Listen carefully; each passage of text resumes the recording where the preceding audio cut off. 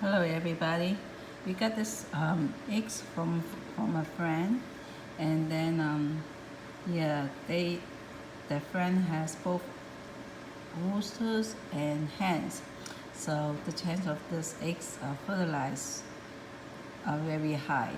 So we are going to try to hatch them with the incubator, and then see if it works. It will take 21 days, and then we're going to post the updates as we go along. And then so now we are going to put them in the incubator.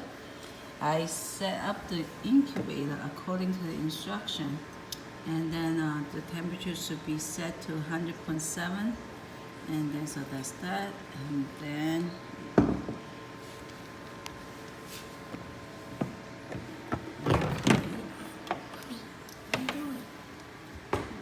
open this, put this in, put the tray in, and put the eggs in.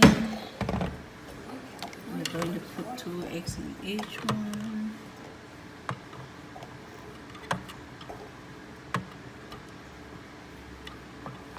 And this is the first time that we are using this incubator, and then with the possible fertilized eggs. So let's see how it works out. So this one we are going to cover it up and make sure.